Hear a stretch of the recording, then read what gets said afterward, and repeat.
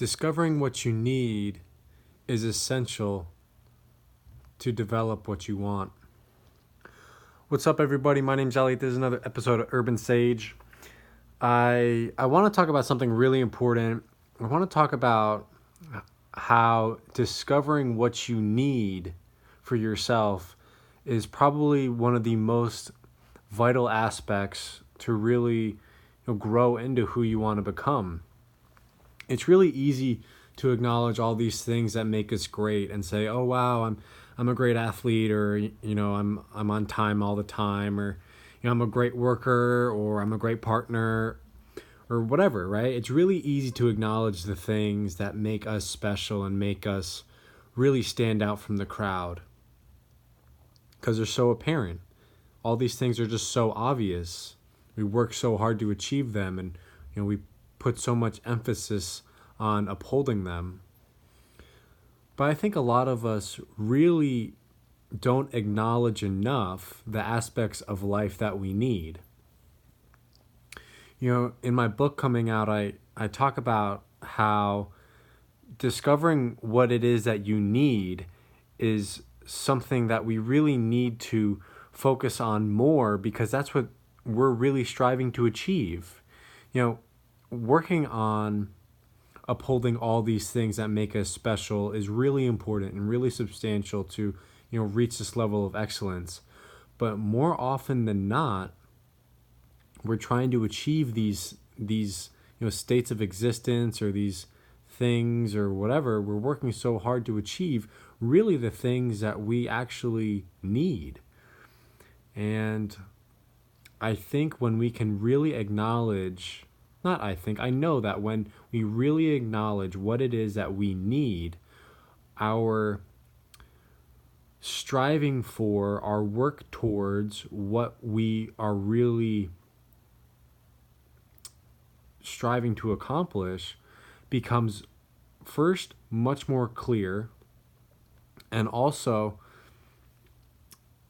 when you can have an understanding of what it is that you need before you reach your destination, you could potentially manifest what you need substantially before you ever reach the end of your destination. Like, I'll give you an example.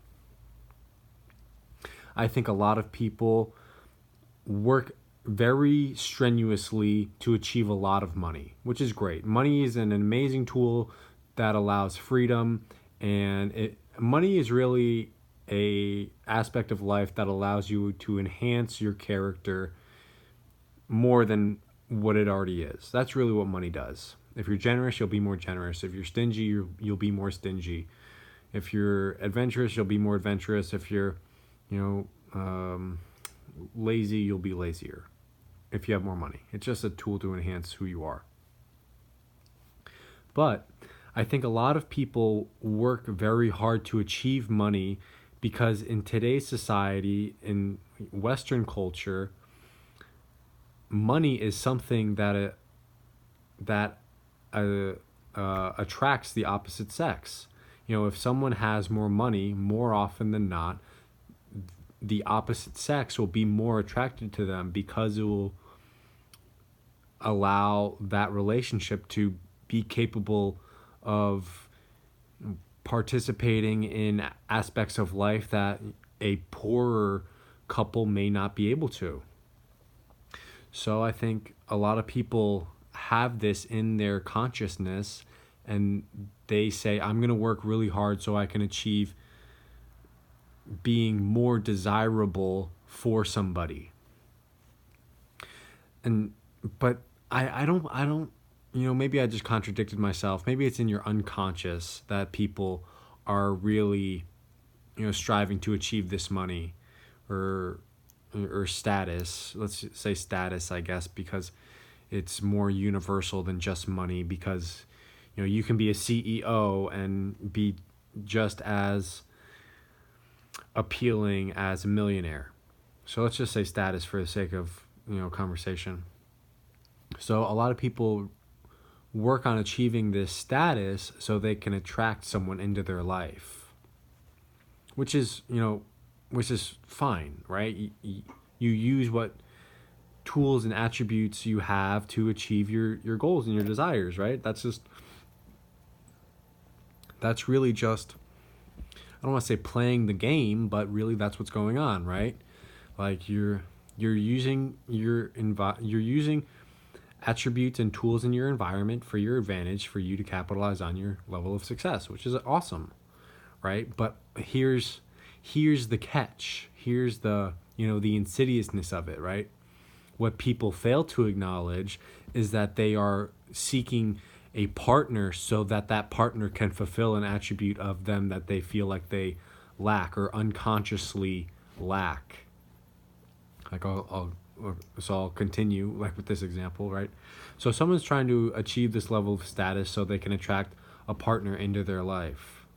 But what they fail to acknowledge is that the reason why they want a partner in their life, right? Maybe they want a partner in their life because they are in need of companionship, right? Or they're in need of validation, or they're in need of a family structure. And in identifying what it is that you need from the beginning, the strive for the destination becomes much more, I don't know if strenuousness makes sense, like less strenuous, because then, if you're working to achieve this status to, bring someone into your life, so then you can, feel more secure, let's say, when you acknowledge that, you can just say, oh, I'm just trying to feel more secure, right? And then you can acknowledge things that maybe would manifest that. And then you could save yourself a substantial amount of time and effort and energy in trying to achieve all these other things in between where you are and, security. And you can just achieve security, right? If you say, oh, I want a more firm family structure, you just, like you reach out to your family members, right? Or you develop a family network in your community of the people that already exist, right? And you don't have to work in striving to achieve all these other milestones in order to reach, a family network. You can just go from point A to point D instead of going A, B, C, D, right? Getting the status and the relationship and then the security, right? Just go from where you are to the security, right? And in identifying what it is that you need allows you to really have clarity of what it is that you are working towards. And I think it is extremely essential to really pinpoint what it is that you need, because in doing that, you develop a much more pleasurable and effortless life. And so the reason why I'm talking about this, I'm editing my book right now, and it's like 1:30 in the morning, and I was like, I'm gonna meditate. And I started meditating, and maybe 15-20 minutes in, I come to this conclusion that like I never really felt like I had a childhood. And because I was just editing the chapter where it was like, what do you need? So that's where it was kind of in my forefrontal focus. And I was like, oh wow, like I've always felt like an adult. I don't even know what it's like to feel like a child. And I've in seeking a relationship, I've always thought about what my kid would be like, right? And I kind of concluded that like I've been seeking to have a kid so I can vicariously live a childhood through him or her. And in acknowledging that, I can say to myself like, oh wow, like I don't need to have a kid to live this life of a child. I can just do that, right?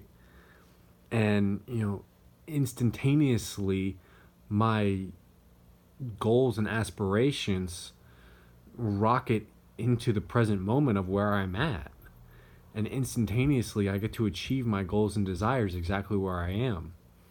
And in acknowledging what it is that you need, you can do the same thing.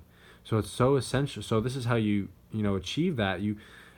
You acknowledge what it is that you're working for, And then ask yourself, what will that provide for you? What will that do for you? Right? Because it's not the money, it's what the money will do for you. Right? It's not the relationship, it's what the relationship will do for you. Right? So we're all striving to achieve something.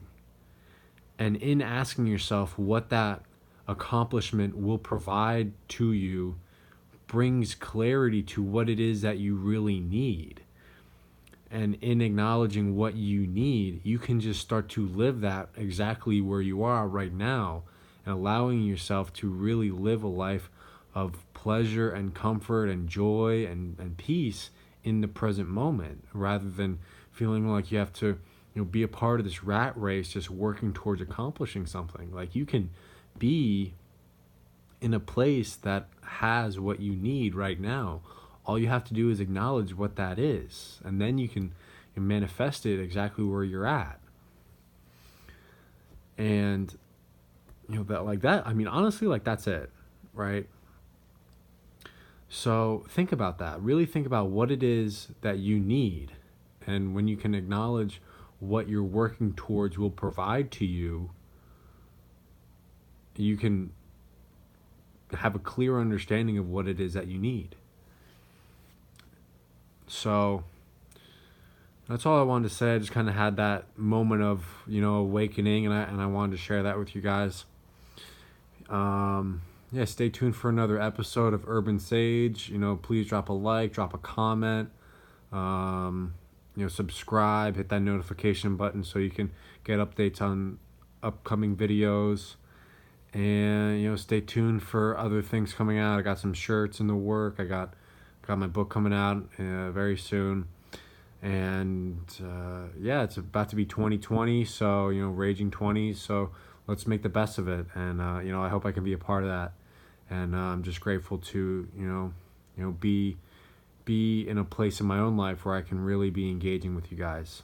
So I hope that I bring you to a place where you can engage more with others, because that's really where the essence of fulfillment is. And honestly, that's really what being an urban sage is all about. An urban sage is just contributing to somebody in your environment, being a sage in your urban city or your urban environment.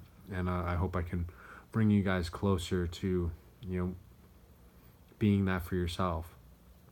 So until next time, my name's Elliott, and this has been another episode of Urban Sage.